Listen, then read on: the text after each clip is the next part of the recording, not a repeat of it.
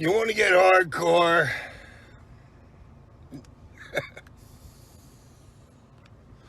You want to get extreme? Well, you could do both with this podcast. Circle of debate, baby. You want to be hardcore? You want to be extreme? Tune the fuck in.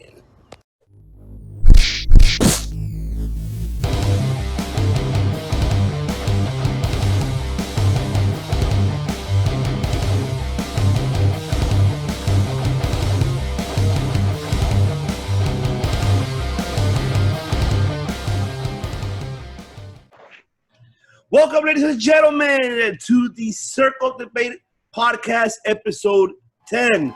Yes, 10. This is your host, Devious One, Ivan C., alongside with our fellow co-hosts, our brothers from another mother. Let me go ahead and introduce the first one of all. Remind you guys, he is your hero, okay? He's my hero. He's ReputationKilla's hero. American hero himself, Mike Lopez, ladies and gentlemen. Let me just say, if you're ready for episode 10, give me a hell yeah.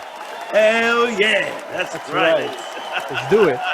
Also, we got the Killa of all killers. He does kill your... I've seen a lot of Twitter hate recently for killing a lot of reputations. The Killa himself, ReputationKilla, Josh Bret Horton, ladies and gentlemen. Yeah, man, been having my job cut out for me on these reputation kills, man. Everybody else is doing a good job too. Killing the fuck out of reputations. All across the rapping world. Definitely. We want to go ahead and thank the Sandman for giving a shout out to us. Thank you very much. We appreciate you so much for that shout out. I'm glad you're loving the podcast yourself too. And don't worry, we got a special one for you, Sandman. You'll see, coming up Sunday. You'll love that one too. Now, ladies and gentlemen, let's go ahead and start off for what a heck of a wrestling week we had, and a lot of, big stories, big rumors. Well, not much, but, it makes you question. So we're going to go ahead and start off, go ahead and ask our fellow brothers here. So I'm going to go and say, NXT, American Bash Night 2 and AEW Fyter Fest Night 2. So I'm going to go ahead and ask you, Mr. Hero, what were your thoughts? I mean, did you enjoy both shows? What were your thoughts about American Bash and AEW Fyter Fest? I love it. I think it's great because competition makes everybody put everything into it. I could tell that WWE or NXT and AEW decided to put on the best shows that they could for 2 weeks in a row because of the Wednesday Night War. I gotta go with NXT. I mean, I gotta go with AEW. I liked both weeks. It was very close, especially for week 2. I feel week 2 went to AEW, but NXT was not far behind, and it's great. I'm loving everything about what's going on here. Mr. Killer, what are your thoughts about both shows? I love the fuck out of both of them, but usually, yeah, I go with AEW. But if I'm gonna be honest, I think NXT took it this week. And why wouldn't they? I mean, they had a fucking world title match.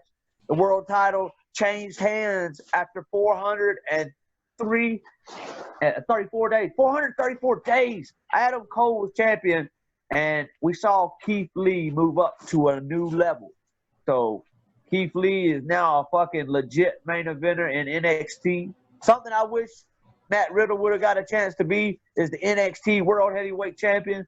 But I also wanted Keith Lee to do it, and here we are. And the Limitless One is the champion. And as I say, there is no limits. How is there any limits when there's footprints on the moon? The sky ain't the limit for Keith Lee. Most definitely, I agree. Both shows were actually great. I enjoyed both. Couldn't get enough of it. This one, yeah, I would have wanted to be even 1-1, but we found out, the viewership came in and NXT won for the 3rd week in a row. NXT winning with 759,000 viewers for American Bash Night 2, as AEW was right behind, but not. They were far behind. 716,000 viewers, which is, it brings a lot of questions. Maybe it could have changed if Moxley would have actually been in the card. You never know. We'll find out next week, which we'll get into later. Now let's go ahead and get into Fyter Fest, gentlemen. Now I want to go ahead and ask you both. So I'm going to start off with you, Mr. Killer. Out of the whole card, which one was the one that stole the show and that could have been the best match of all? Which one that stole the show for me? Yes. Oh man, I'm looking. I'm trying to think, man. Like, I'm gonna have to go with fucking. I'm gonna have to go with the fucking 8-man tag team match, man. That was insane, man. Seeing Ray Phoenix, I believe it was, deliver that Canadian destroyer outside the ring. That was fucking dope as fuck.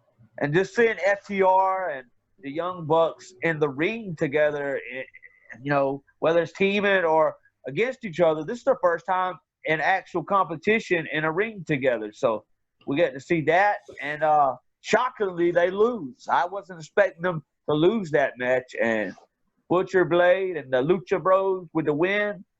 I mean, a lot of people, man, they want to see teams like Private Party win the tag team titles. I think the Lucha Bros need to do that first. I think FTR need to do that first. I think the Young Bucks need to do that first because they're not green. They're fucking ready to go, ready to be elevated. You know what I'm saying? They could be the tag team champions at any point. It doesn't matter. All those teams are great. Even Butcher Blade, they might need a little bit of work, but the other three teams, you can fucking see it, man. You can see it. Oh, yeah, man. They already made. Oh, yeah. And who was right behind it? What do you think was right behind that, 8-man tag that you enjoyed as well? I'm going to have to go with the Private Party versus Omega and Hangman Page for the World Tag Team titles. Yeah. I mean, it was a great match. Omega and Page with a win after a double team move. And, Private Party, they look great, even though they're still a little bit green at selling moves. I feel like they need to sell a little bit better. They got plenty of fucking time. They're already this good, and they're so fucking young, but they're still so good already. So, I mean, they got a long ways to go. But, yeah, I think I knew Omega and Page would retain, but I'm kind of wondering what happened to this teasing over a rivalry between Omega and Page. Like, it feels like that's went away now. Yeah, most definitely. Feels like they dropped that storyline, man. Yeah, I don't know. I think it's more like a tease for me. I think it's like it has its like moments up and downs. I mean, but we have to wait and see. Mr. Hero, which one was stole the show? That 8-man tag. Woo! Like, the action and everything that went on into it, even the results, it was surprising. Like Josh said, I thought that the Young Bucks and FTR were going to take it. If I was a betting man, I would have bet on them, but I would have lost a lot of money because it went the other way. So, and I'm glad because honestly, last week I was going to say that I thought Butcher and Blade were put in there so that somebody could be pinned. That's what I had thought. Mm-hmm. But no, not at all. They did their part, and in a small little thing at the end, I liked that Pentagon went to Butcher and Blade and hugged them and congratulated them, and hey, we did this together. It is those little nuances that I like that happen, and I think Butcher and Blade will be improving, or hopefully, moving up in the tag team division, and that's what you got to do. You got to put up everybody so that everybody looks good, and the rivalries come up, and and all that. It only helps the company itself and the division. But yeah. Let's see, and then after that, again, the tag team title match. There was this one moment, and I don't know if they do this because I haven't seen Private Party's matches enough, but there was this moment that wowed me, and I've never seen anybody do that. Isaiah Cassidy, he jumped over the top rope, landed on the second rope outside of the ring, and used that as a launching, like Oh yeah. you saw Oh that- yeah, oh my yeah, god, that Oh was sick my as fuck, bro. god. I was like wowed, and that, you know, not for nothing, but that doesn't happen often to me in wrestling anymore. So I'm definitely glad, you know, for that. But yeah, these guys are young, fresh. Best of luck to Private Party. I know that they have a bright future, and I know those titles will go around their waist in the future. Most definitely. But I can tell you that the whole card was phenomenal. I loved it all. This is what tag team's all about, ladies and gentlemen. This is tag team, which is why EW is very recognizable because of that. And I'm with you both. That 8-man tag team, wow, was fucking great. I loved it. And out of all the 8-mans that we've seen, prior to WWF era, Attitude era, even in the WCW, I think this one made more sense, and it defines how to do an 8-man tag team match. And especially having the Young Bucks and FTR doing their own finishing moves, but splitting it, that was even great. That was awesome. I man. loved it. You could tell right there, bam, awesome chemistry. And also, was in FTR, first time against the Lucha Bros. So it's, something new for them. They don't really, if you noticed back in their NXT time, I can't even compare them to, you can't compare Lucha Bros to Gargano and Ciampa because they were not high flyers like that. Not like how Lucha Bros are. It's a whole different style. And let me ask you, and because I don't know this, has FTR and the Young Bucks faced each other before? Never. Has that Never. Okay. Ever. That's what we're waiting on, the big money match right there. I think they're waiting for the fans to come back for that one. They should. But yeah, I was kind of surprised that they didn't get into it after they lost. Yeah. I'm surprised. But you saw at the end how they shook hands. Someone was like, whoa, wait a minute. Yeah, it caught me by surprise too. Yeah, I thought it would have been like a shove-off type of thing, and then it would come separate them. That's what I would have expected to happen. So that one most definitely stole the show. I'm with you guys on this too. Omega won and Page versus Private Party. I loved it. That was a great opening match. I enjoyed the hell out of it. Especially, I love how Omega is really helping these stars, these underrated stars that are barely getting known as a tag team, to be known out there and putting them over. But even though they won, but putting them over as talent in the ring, I enjoy that very, very I'm much. just ready to see the cleaner back, bro, with the aviator shape. Oh my God! You know what I'm saying? Let's do it, Kenny Omega. What you waiting on? Oh yeah, but that'll be the day. I can't wait for that. Maybe they want him to turn on Hangman Page. You know what I mean? Yeah. It could and be that bring too. back the cleaner. Yeah, that could be too.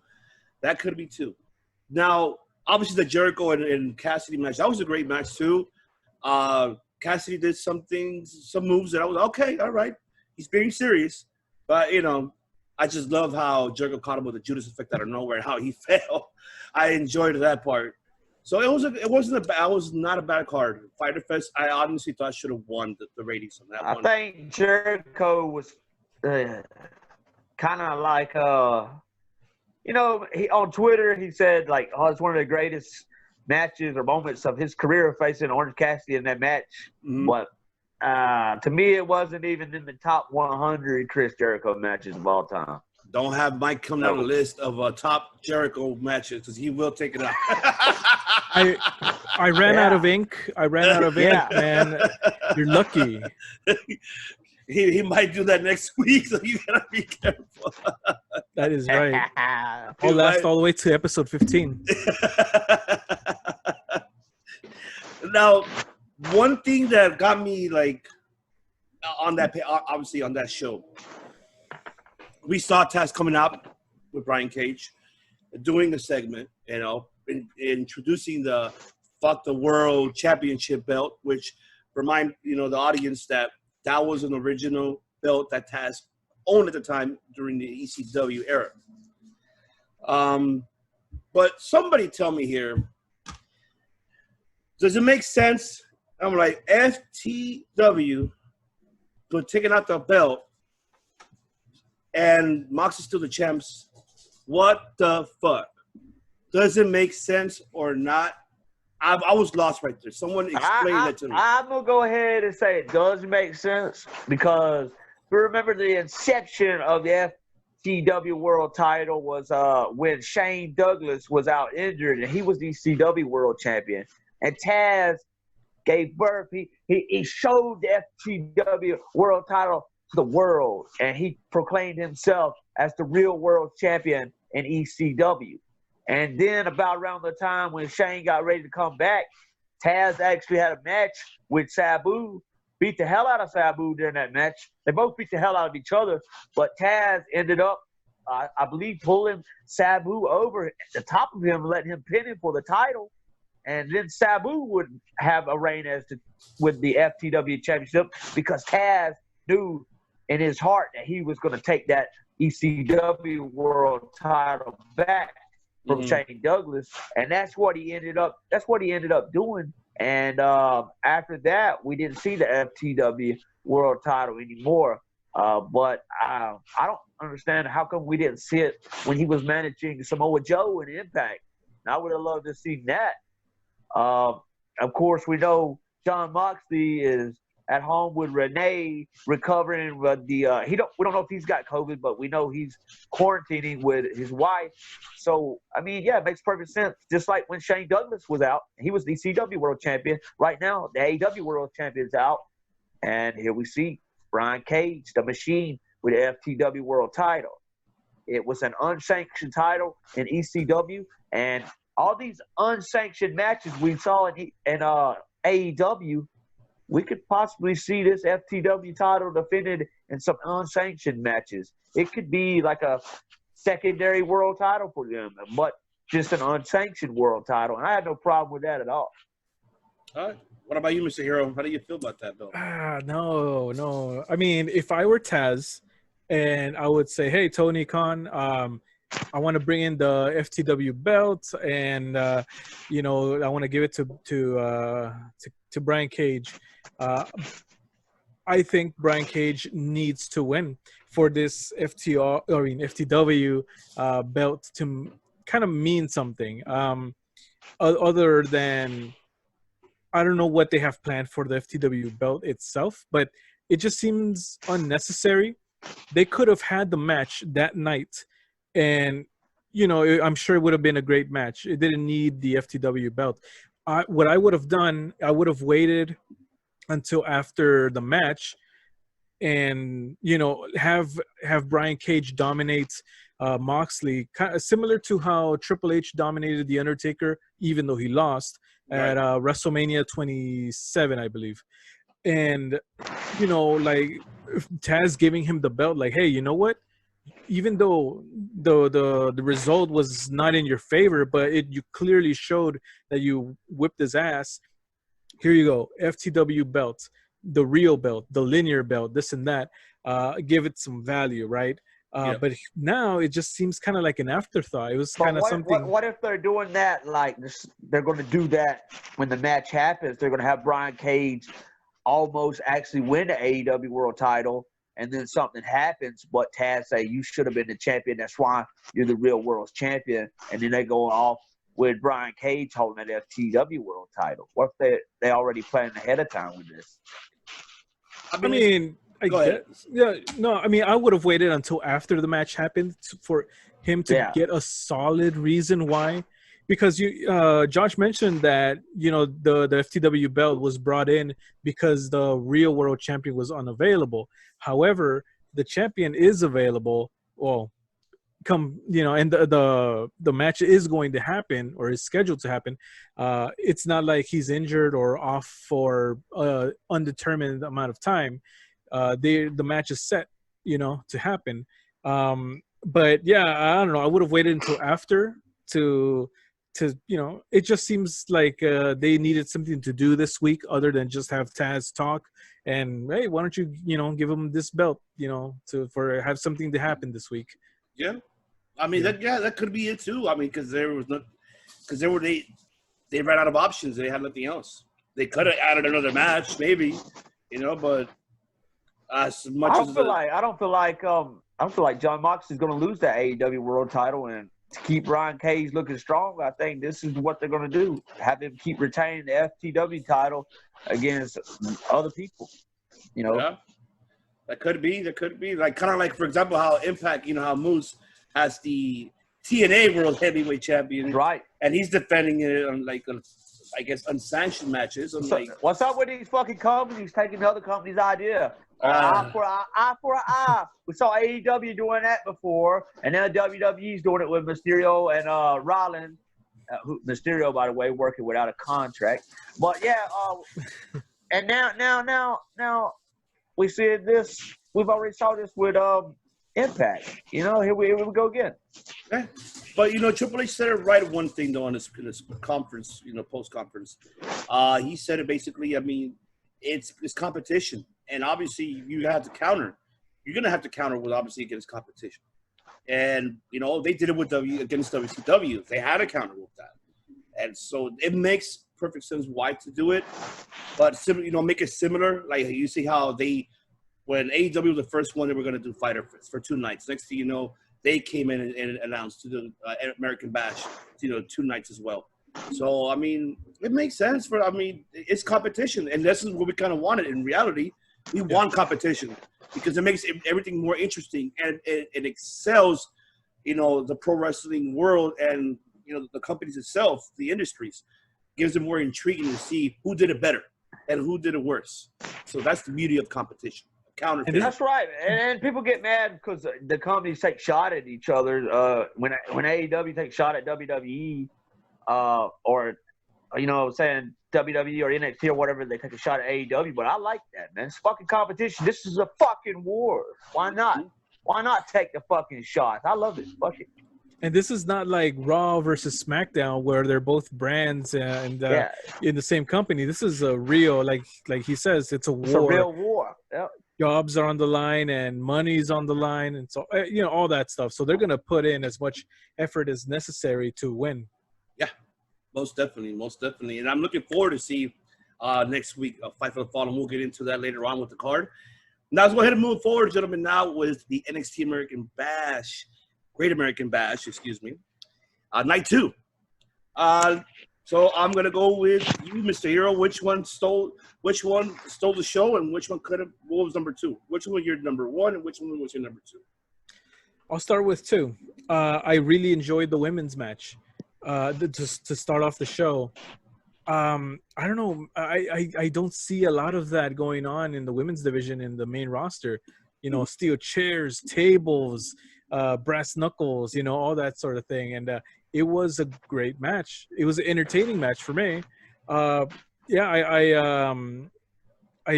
enjoyed it, and I liked the finish. I wish I could see like for example, maybe not the 24/7 belt, but something along the lines of the Hardcore Championship, where forget the 24/7 rule.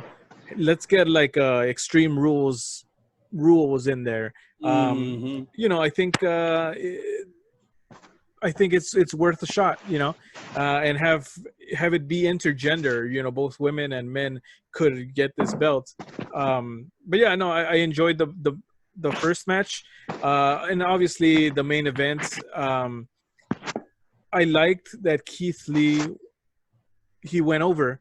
I saw that there was like a spoiler that was shared, and I didn't take a look at it, so I don't know. They said they was gonna re-record the fucking match. Did that happen, Ivan? You saw the spoilers? No. So that was what was spoiled? That's the result?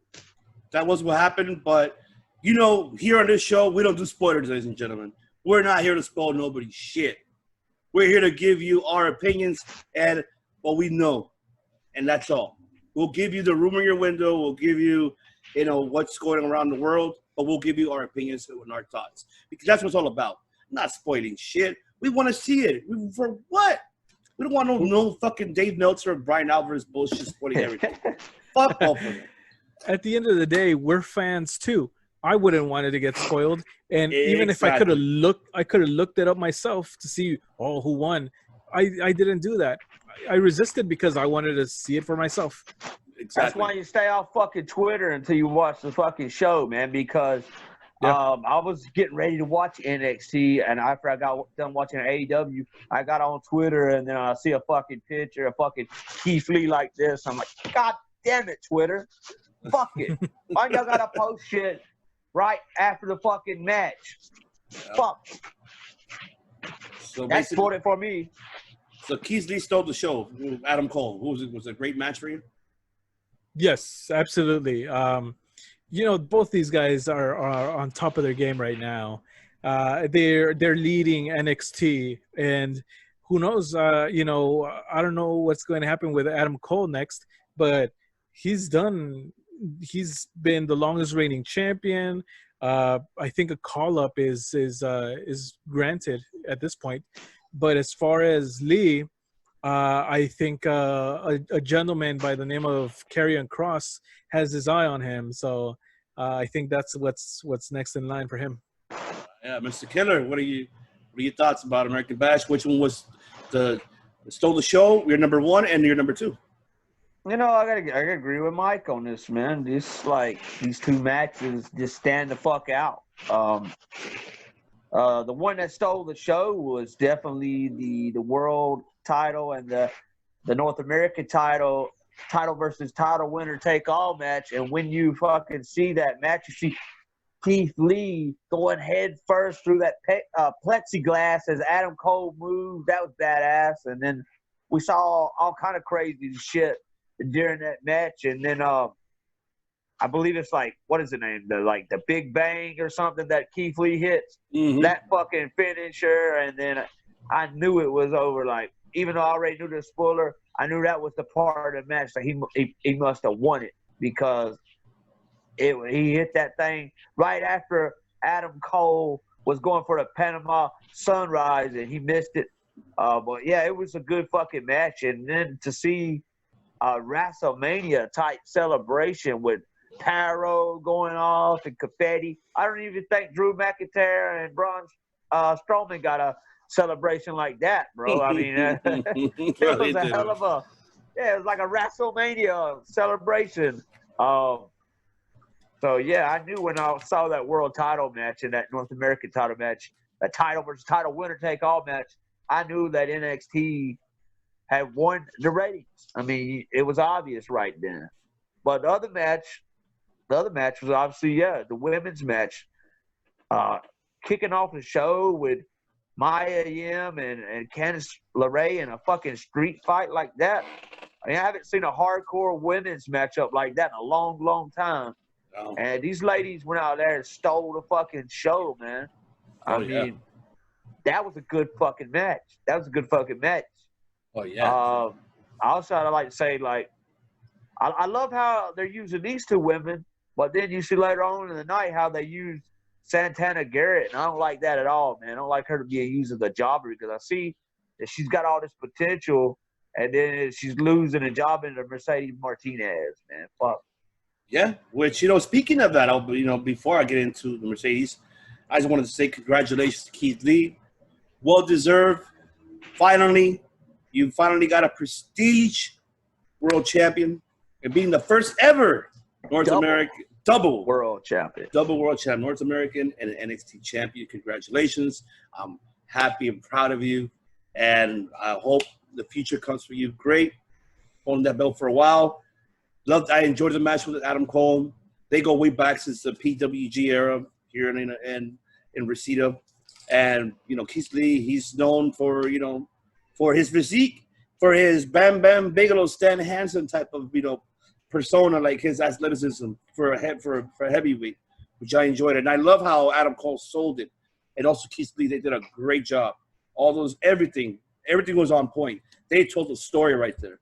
I loved it. I enjoyed it very much. But do you think Karrion Kross is like, when he was looking down, like, is he still after Adam Cole, or you think he's moving to the world championship scene? I think they're probably going to push him for the NXT championship in North American, but I say it's too soon. But that's something that we'll get into, when we find out more details later on. Now Mia Yim and Candice LeRae, loved it. This is okay. Bruce, hold on. Bruce, Bros, are you watching NXT? Are you fucking watching NXT? Women's are doing better than the fucking main roster. Why is that happening? This should not be happening. And look what happened. Forward it to Kenny Omega too. Oh, Kenny, learn how to build your women's division too. For God's sakes. Listen me off. Kenny Omega out of the fucking Bookers meetings, man. He fucking sucks, bro. Put Dustin in there for God's sakes. Let Dustin go ahead and take over. He could do a better job than Kenny Omega. But definitely, these two women put it all on the line. I loved it. And plus, remind you that Candice and Mia, they go way back during the indie, obviously the indie promotion scenes. Also, PWG, Bar Wrestling as well. Maverick Wrestling, they go way back. And I enjoyed that was a great opening match. They could do a lot with the NXT Women's Division. They could do a lot, so much.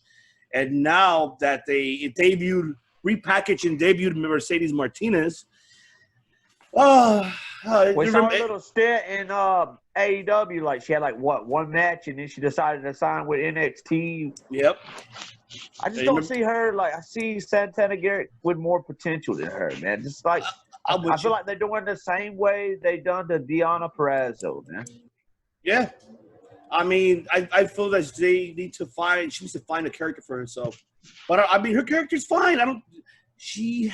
I see nothing wrong with Santana Garrett. I don't see nothing wrong with her. She could be the girl American hero, like Mr. Hero down here, himself. She could be like that as well. Be the next Kurt Angle female version. That would be nice to see, something, because she has that look. But the athleticism, she has it most definitely. So I mean, I'm with you on that. I'm sick and tired of seeing her being a jobber. It's ridiculous. It's stupidity. But I mean, Mercedes Martinez, I'm hoping for the best for her too. Because she is, by the way, she helped train as well as Shayna Baszler. So there's, she has a resume in the indie scene and in Japan. So hopefully they will use her right. So do you guys like this repackage of her, and what do you see her future coming up? So I'll ask you, Mr. Hero, what do you see in Miss Mercedes Martinez? I've heard that name a lot. I'm not too familiar with her in-ring work. But man, anytime you get new talent in there, and especially someone with a name that you've heard before, you could expect some great things. And I hope that I hope that they give her the right character, the right, something that she could, sink her teeth into and make work and do something great with her career. And I think she's in the right spot. I think NXT is really good with the women's division right now. But yeah, future is bright. Let's see how it goes. It's killer. Yeah, I think her future is bright too. I just feel like we don't really know what her gimmick is quite yet. Yep. I mean, she comes out there, she looks badass with a mask and all that, dominates Santana Garrett. And then they talk about how she used to get bullied and shit. And it's like, okay, well, she's supposed to be a monster and beat the hell out of people that's smaller than her. Or that would make her the bully, right? So why would you be bringing that up? Yeah, no, I agree. Why would you bring that up unless she's going to be a baby face? I mean, that don't make no sense. I don't know. I guess we'll have to wait and see what her gimmick's going to be. But, yeah. Sky's the limit for her. She's got those fucking long legs like Booker T. Like, maybe she should, do the fucking scissors kick or some shit. Alicia Fox is gone now. Why not take it over? You know what I mean? Yeah. She's a great talent. First saw her in the Mae Young Classic. Then I saw her in AEW for, one match. And now here she is in NXT. So we'll see what she can do. Oh, yeah. I agree. What she should have gone to AEW to fix that women's division up. She should have been a teacher. Would have been here like, this is what we do. This is what kind of moves we could have done. Instead of fucking Kenny Omega. I love you, Kenny, as a performer, but as a booker, you suck. He's fuck off. biased. He's biased as fuck, man. Yeah. He put the title on Riho, and then I see pictures where they was cool in 2009. So I mean, like, yeah. Put the title on his friend. That's what he does. Mostly, yeah, that's very true. But now the rest of the card, you guys enjoyed it? Did you guys enjoy? Obviously, we saw the delegado de Fantasma versus Breezango and Drake Maverick. I would say it was an okay match. Bronson Reed versus Tony Nese, that was okay. Shane Strickland, formerly known as Shane Strickland, now known as Isaiah Swerve Scott versus Gargano. That wasn't a bad match either. I think that was a okay match. That was a hell of it, man. Yeah, that was a good match too. That was another underrated great one.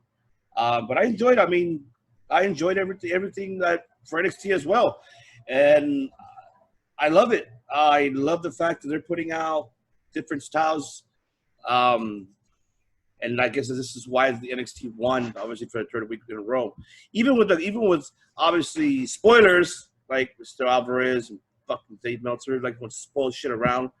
But even with the spoilers around all over social media, people still were intrigued to see it. So in a way, they kind of did them a favor, But you never know.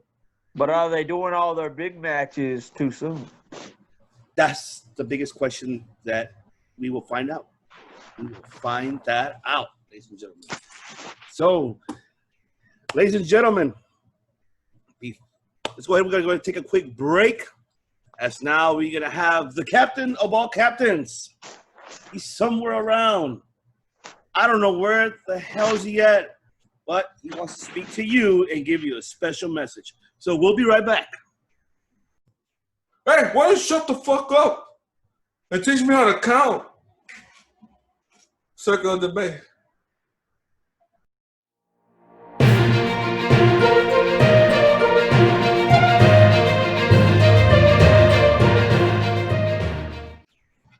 Welcome back, ladies and gentlemen, to the Circle of Debate podcast.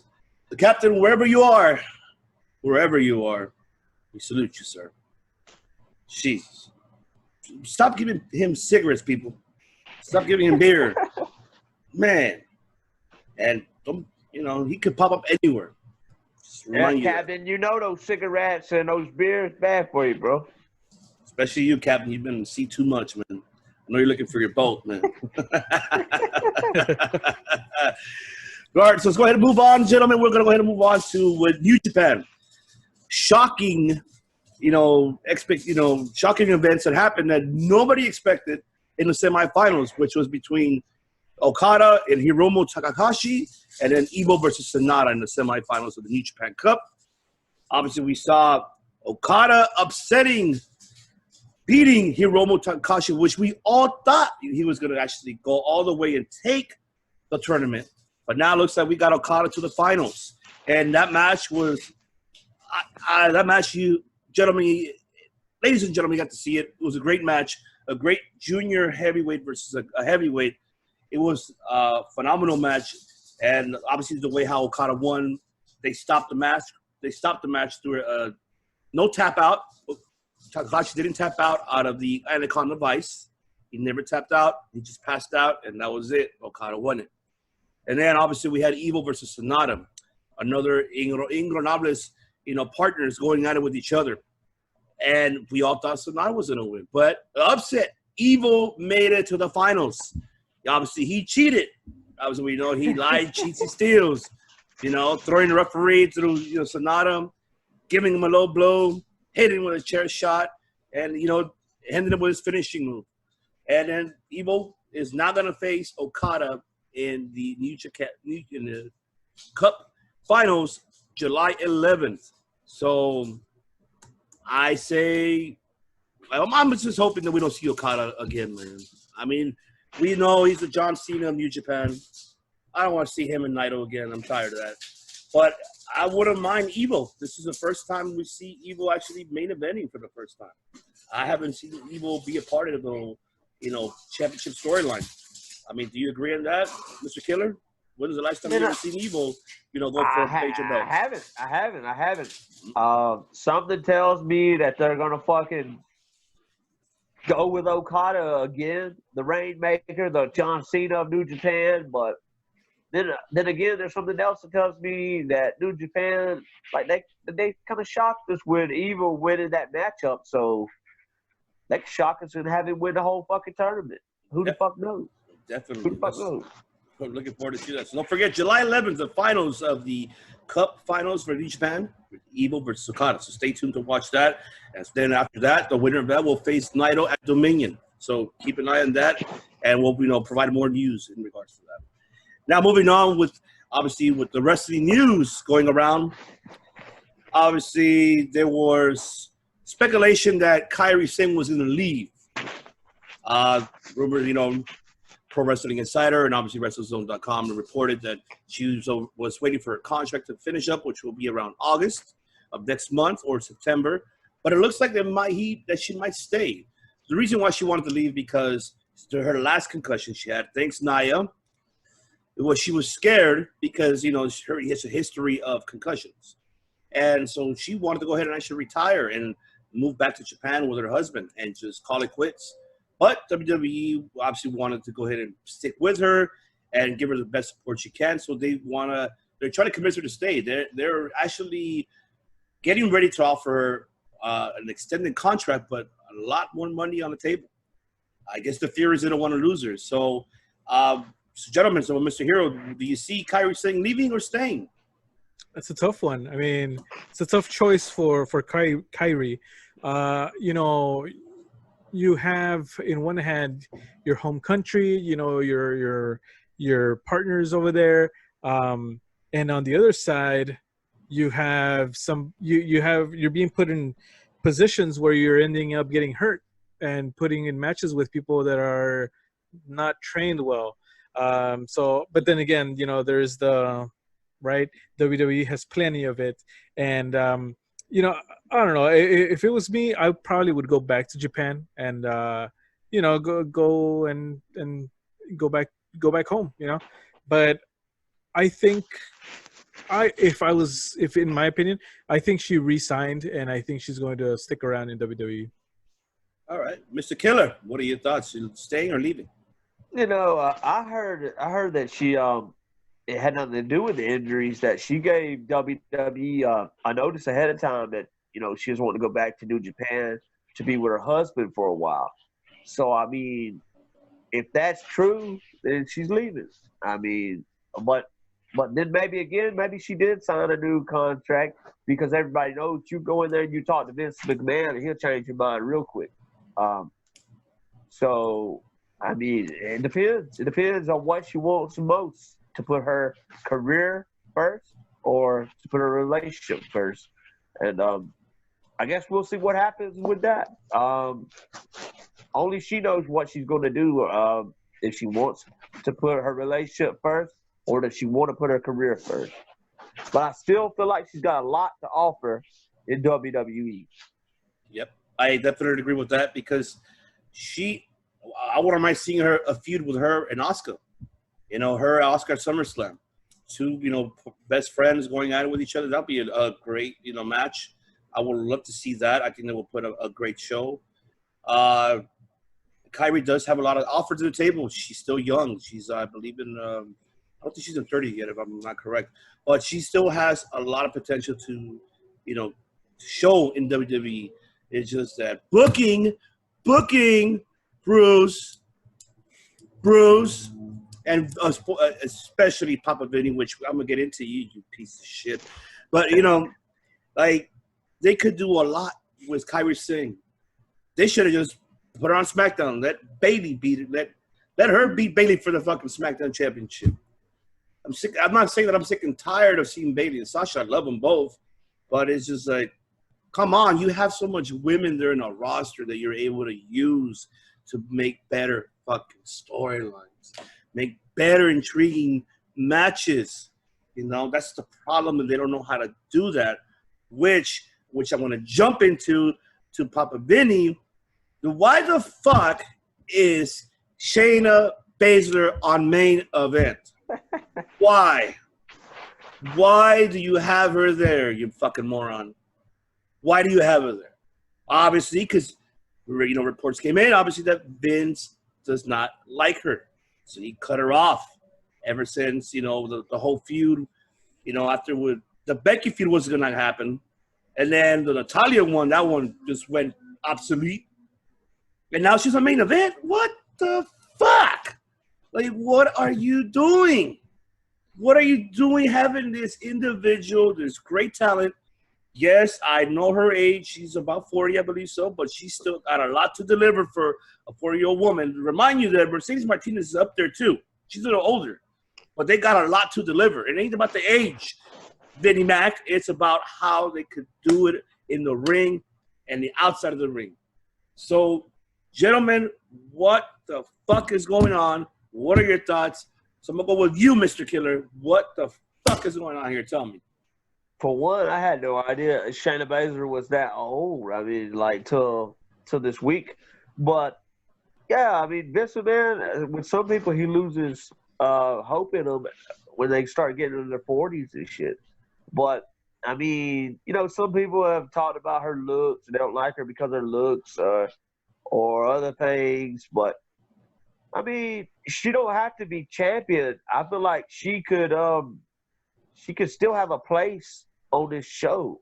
You got all these segments with all these other people, like the Big Show or whoever, and you can't find at least one segment for Shayna Baszler. I mean, it's kind of ridiculous to me, bro. I mean, she is valuable. She's money. I mean, what I would have done, I would have been building to a feud between the two most dominant NXT women's champions of all time, with her and Asuka. I would have been building with Asuka versus Shayna. That's what I would have been doing. I don't have no clue why the fuck she's on main event. She's very fucking talented. And why not build her the fuck up just in case Ronda wants to come back? There you go, Ronda. There's you a tag team partner. Y'all want to go for the tag team gold? Y'all want the feud? There you go. They got history. They're friends. I don't know what the fuck they're doing. Yeah. I really don't. She should be on the show. Yeah. Mr. Hero. Hearing these things and seeing how low they've got her now kind of makes me think that Ronda is not coming back. I think that if Ronda would be coming back, then they would be having her friend, a little bit higher up. If I was Ronda and I would see how they're treating my friend, I probably wouldn't go back. But I don't know. I guess that's beside the point. The thing here is that she's capable of putting on a match. And I'll be the first to say I'm not the biggest Shayna Baszler fan. Things that she says on social media and stuff like that, I kind of disagree with. But, she is a good heel. She is able to deliver in the ring, and she is not crazy. She's not careless in the ring like a certain other person that rhymes with Raya Nax. I think shots fired. Shots fired. I think Baszler, man, she could be more than what she is. Having people in main events shouldn't mean that their career is on the low. I feel that they should mix it up in that show if they want to have people there. But yeah, I mean, ultimately, I wish her the best, and I wish that she could turn it around. And hopefully that they see some potential there, and that it's not all about looks, it's not all about age. Vinnie Mac, you are over 70 years old. I don't even want to say that word, but you are old, and you cannot discriminate because of age. Yes, he cannot discriminate because of age. I got one to say, man. If I would have been like, come on, man. This should have happened. Should have been, ladies and gentlemen, my name is Paul Heyman, and I could have been a Paul Heyman girl. So right now that you have Brock Lesnar, that should have been Shayna Baszler. Why not build those build her up with the 4 horsewomen, even without Ronda. She was the first Paul Heyman person to end up on main event. Look at Cedric. You know what I mean? Yeah, I mean Cedric too, and then come on, there's a lot of fucking talent, man. It's just like they kind of lost faith in Ricochet. Quick, too. I mean, what quick, the fuck, man? Quick, man, quick. It's just like, oh my god, it's frustrating because you have a lot of potentials there in that roster. You seen Bianca Belair there too. That's another one that has potential. Man, you could do a lot with her, man. Shit. I mean, instead of having the same fucking feud every month, fucking Sasha Bailey. Oh my god. But did y'all see where Bianca wants to be NXT Women's Champion still? She should have been. So she should have been. End up calling her back down back to NXT. Even the hell with it. Even if Shayna go back, I wouldn't mind either. What I want to know is why put Sasha Banks, a SmackDown superstar, challenging for the Raw Women's title. You're the tag team champion, Sasha. You are only there because of that. You're not there as a competitor in that division. Have somebody else. Shayna Baszler would have been perfect for that role against Asuka. I don't know. I would have saved that for like a Survivor Series or a SummerSlam, maybe. I would have mind seeing Shayna and Asuka one-on-one. But Sasha, don't get me wrong, she's talented. I love Sasha's potential. So I love Bayley's, but it's getting overrated. It's like, could make it happen already. Let Sasha beat Bayley for the SmackDown Championship. How about that? Like, let it happen already. Turn Sasha face. Keep Bayley a heel. Fuck it. I will say that I prefer Sasha as a heel. Yeah, I actually like her better as a heel. Yeah, me too. Well, no, you're right. Then turn Bayley because she's that way in real life, man. She really is. From what I've heard, You ever see her on Twitter? Thank you, Vince McMahon. I love you, Vince.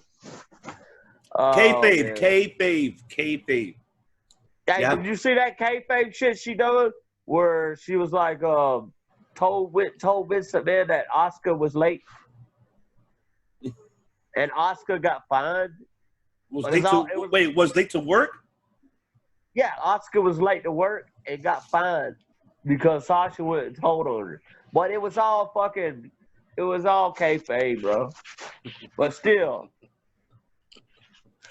It's all kayfabe, man. And then obviously the last one, we see that Rey Mysterio's contract is up. They're still working without a contract, and obviously it's in the works, which I believe it is going to be in the works. We all see it happening. It's going to be in the works with, Mysterio's going to stay. I feel like he's going to build this for his son. I mean, this is like, come on. I mean, gentlemen, you tell me, is he going to stay or is he going to leave? Or, I mean, I think he's going to build this future for his son. So, Mr. Killer, do you feel like he's going to stay, he's going to leave, or what's going to happen with Rey Mysterio? I feel like Rey Mysterio is one of those guys that's humble. He wouldn't even call himself a legend or anything most of the time. I don't even think I've ever heard himself call himself a legend or tell himself how good he is. Mm-hmm. So he's a very humble individual. And I feel like Rey Mysterio, he's going to do what's best for his son, and that's WWE. Who's going to make you the biggest star? Who's going to make you the most money? That's WWE. And Ray knows that he's already done it all. He knows that he's already done it all. So why wouldn't he stick around for Dom? And yeah, AEW would probably treat Dom pretty good as well.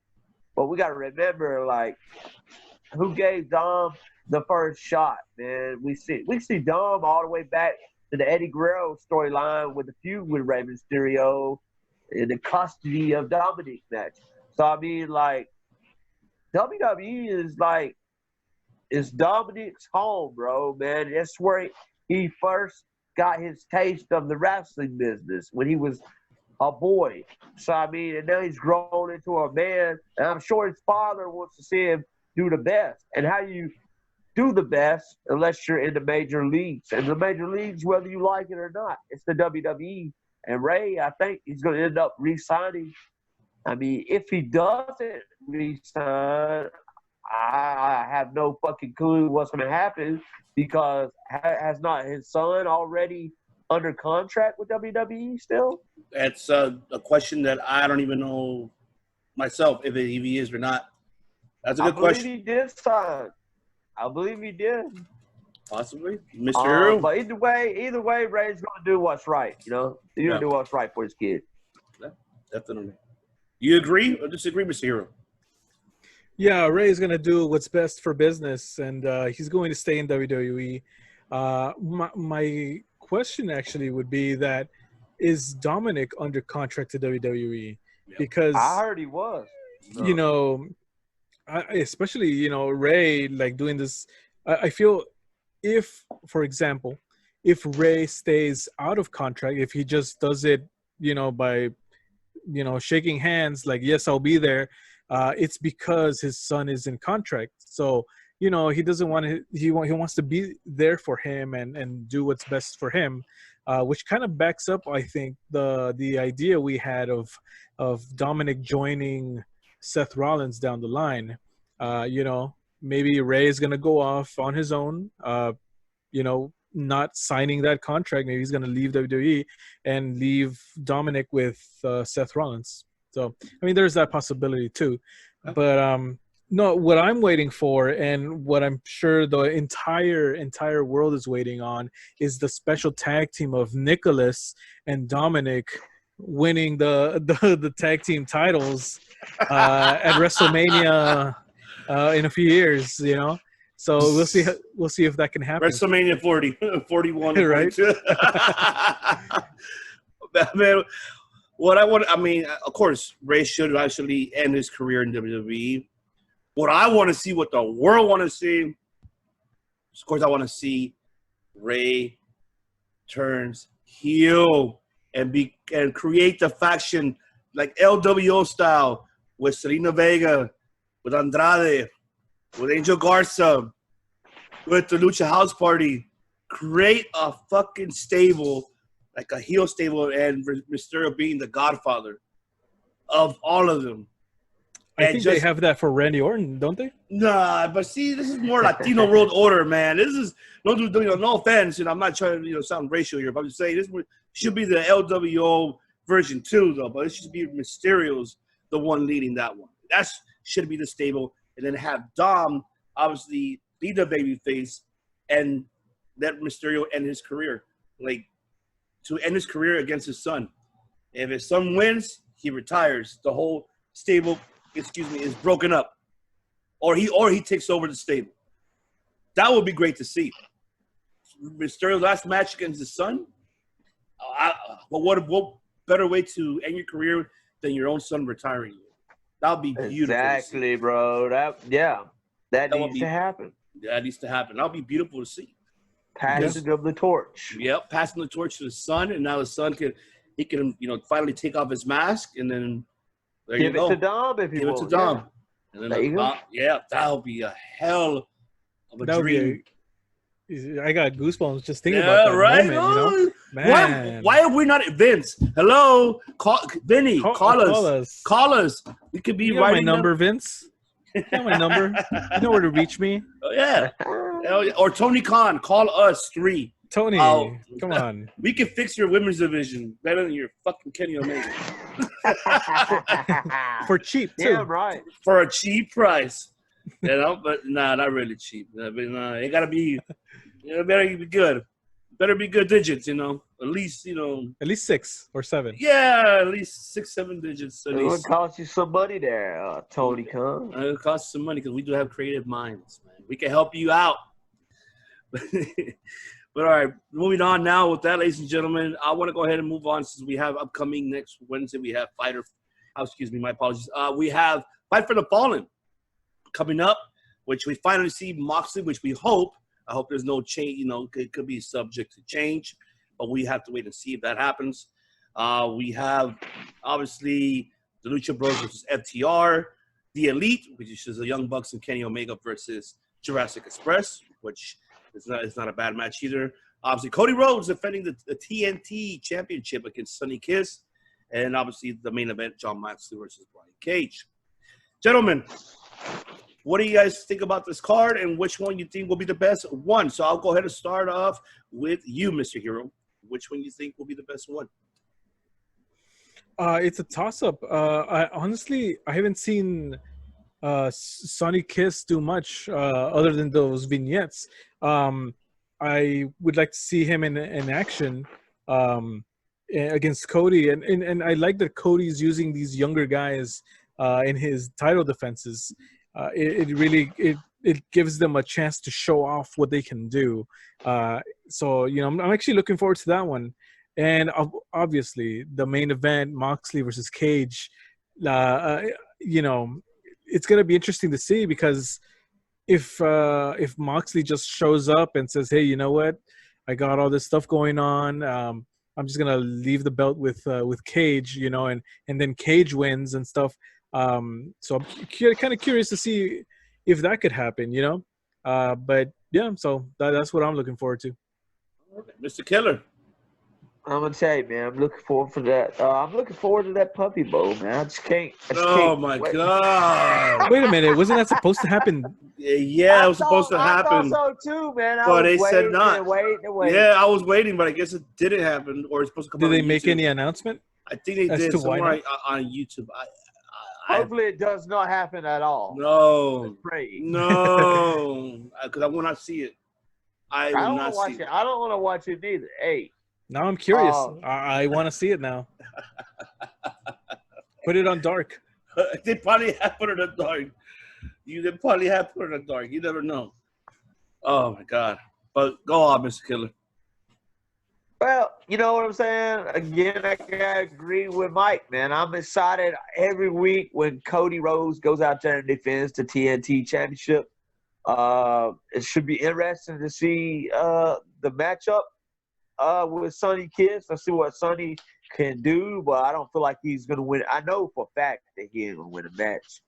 Hopefully it's a squash match. And then you got the Machine, Brian Cage versus Jon Moxley.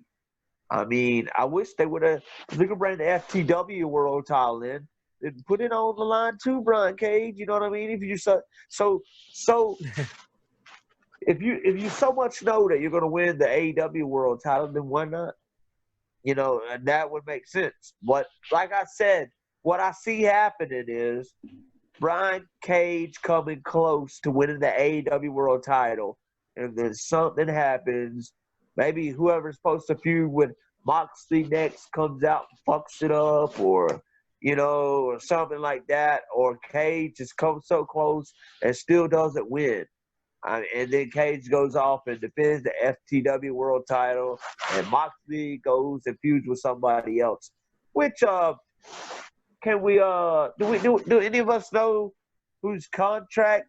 I mean, not contracts, but whose 90-day no complete clauses are up? Is Rusev's up? Whose is up? Because I mean, they could be the next person to feud for that AEW World title. Somebody like Rusev. Or, I mean, Kurt Angle or somebody. I mean, who knows? I think it's like Long Island Light C, man. You never know. Whoa. Yeah. Could be him too. I mean, we don't know. We don't know. I mean, I believe we could see somebody debut. We could see somebody debut that got released on that very, very Black Wednesday. But that's true. If I had to pick, bro. If I had to pick, man, I would want Kurt Angle to do it. I would, and that is because, I would want Kurt Angle to debut because I feel like I don't want Baron Corbin to be his last match. I don't want that to be his last match. I agree, but he's a king. Agree. I would love to see Kurt Angle king of shit. Attack Moxley. We can see a heel Kurt Angle attack Moxley, and then we have that feud, and they can do one match or whatever, or we could go with Rusev. It doesn't matter. Or we could go with Long Island IC. But I don't see Brian Cage winning the AEW World title, especially now that they've given him this FTW World title, which he can do his own thing with now. Yeah. I mean, I wouldn't mind seeing Kurt Angle because Kurt Angle could be a heel, be in there. This is the only belt I have not won yet. I need to win this belt, and then I can retire. I would love to see that. And he can retire. He can retire. Imagine Kurt Angle winning that belt and retire as champion. And then fucking vacate it. Okay, boom, I'm out. Retire. I will say this, as a guy that has actually met and spoken to Kurt Angle, he, when he did the autograph signing, they said that his agent, and I don't know if this is true or not, but that's what the agent said, that he was only able to stand for 30 minutes because his knees were messed up, and like he can't stand for a long period of time. Now, I really don't think that they would put the title on someone that's, you know, but maybe if it was his last match, maybe they would. Maybe, but if I was Tony Khan, I wouldn't put maybe the TNT belt, I guess, but not the world title. I feel like, honestly, I love you, Kurt. You know, obviously, Kurt, I love you a little bit more.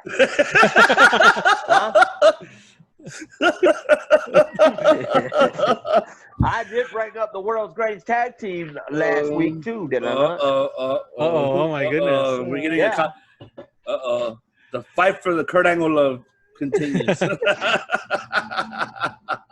I mean, it'd be cool for sure, but I just don't think it's gonna happen. But also, what about if it's Rusev though, man? I'd have no Rusev Day at all day, day. Oh yeah. Whew. I will go for. I was rooting for Rusev. Even with him as a face, he did it great. Everybody went with it. I was gonna buy a shirt Rusev Day. It just actually, you know. Yeah.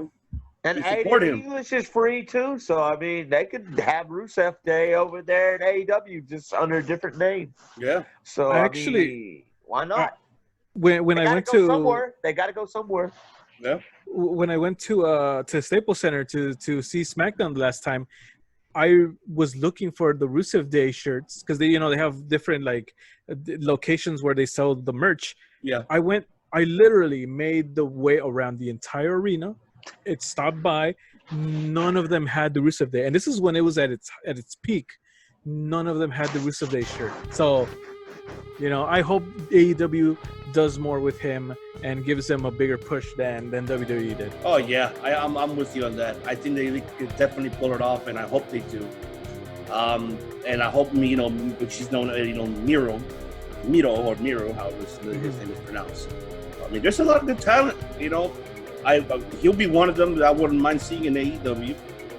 Not Impact. There's not much to offer in Impact. I mean, as much as, don't get me wrong, it's Impact. already a lot of talent. It's already a lot of talent they have, but it's. I mean, and by the way, did y'all see Heath Slater on Raw? Then I mean, this guy he's already looking jacked. Imagine like a few months from now or something, or whenever he does go back to WWE. I just don't like how they squashed him that quick. But if I was him, I wouldn't have gone back this quickly. No. But he is looking great, though. He is looking great. Yes, he is. Yes, he is. He definitely is. He definitely is looking great. But all right, ladies and gentlemen, that is all for this evening for episode 10. Yes. I don't know how you say 10 in French. I forgot. But ladies and gentlemen, this was a perfect 10, unlike you, Todd Dillinger, who blocked me on Twitter, you son of a bitch. Sean Spears, all right? He's no longer titled. Yeah. He's the chairman. The chairman. Yeah, which is going nowhere. It sucks. No. But that would actually will top it off, ladies and gentlemen. Actually, you know what? Before we leave, I just wanted to go say one more thing. You guys forgot about the Lucha Bros and FTR. FTR versus Lucha Bros is going to be a great match first. I think that's going to be a hell of a match. Oh, yeah. That's how stacked this card is. That's why I love it. It's stacked. Be sure to tune in to Fight for the Fallen, ladies and gentlemen, because it's going to be, I believe it's going to beat Fyter Fest. It's going to be better. Oh, yeah. Better than NXT, and I'm hoping this time AEW will actually, take the ratings. But we'll find out next Wednesday. So, ladies and gentlemen, thank you once again for watching episode 10 of the Circle Mate podcast. Tune in next week. as we're going to go ahead and actually give our thoughts of NXT and also as well for Fight for Fallen, and obviously more pro wrestling news coming up. And as well, we'll give you our thoughts about the upcoming event for horror shows, Extreme Rules. We'll give you guys a thought about that. And also tune in for not this Sunday for our top 5 extreme hardcore wrestlers. Our top 5 extreme, okay? And also the following Sunday we will have also the top 5 best theme songs of all time from past to the present. So that's going to be another interesting top 5 coming up the following Sunday. I cannot wait for that.